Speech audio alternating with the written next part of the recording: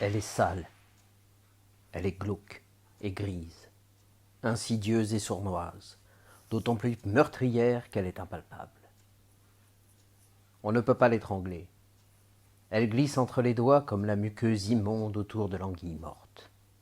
Elle sent, elle pue, elle souille. C'est la rumeur. Non mais répondez-moi franchement, est-ce que oui ou non j'ai l'air contagieux ? Je vous pose la question parce que le bruit court que j'ai le sida.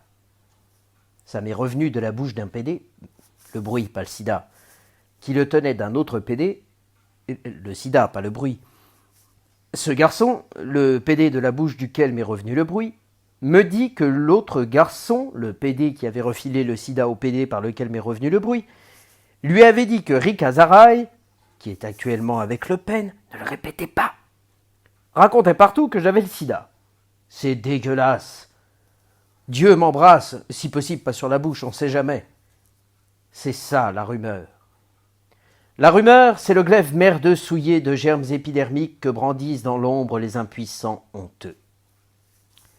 Elle se profile à peine au sortir des égouts pour vomir ses miasmes poisseux au brouillard crépusculaire des hivers bronchiteux.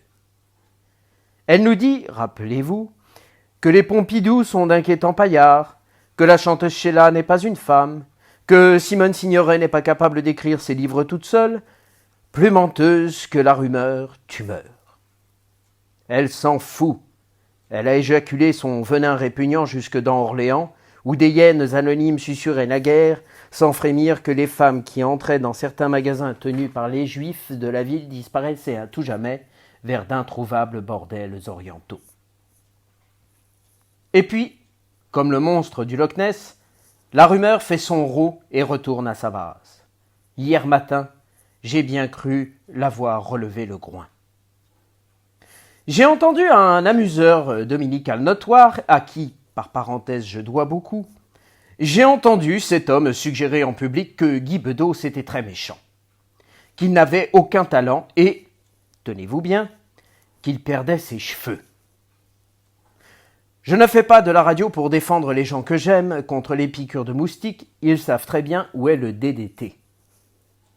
Mais qu'on me permette ici de m'étonner qu'on touche à mon pote avec une telle désinvolture. Car, enfin, ce n'est un secret pour personne que Guy Bedos, qui est mon copain, fait rire et réfléchir la France à guichet fermé depuis 20 ans. S'il n'avait aucun talent, ça se saurait à Barbizon. S'il perd ses cheveux, je puis témoigner sous serment que ce n'est jamais dans ma soupe. Et s'il est très méchant, si Guy Bedos est très méchant, je vous jure que ce n'est pas dans ses yeux, mes enfants qui sont petits vous le diront. Mais vous savez, moi aussi, si je veux, je peux ébranler des certitudes et susciter des suspicions. Figurez-vous qu'à ce qu'on raconte, j'ose à peine le répéter tellement c'est incongru, tellement c'est bas. Il paraît que Jacques Martin est un brave homme. Quant au mois de mars, je le dis sans aucune arrière-pensée politique, ça m'étonnerait qu'il passe l'hiver.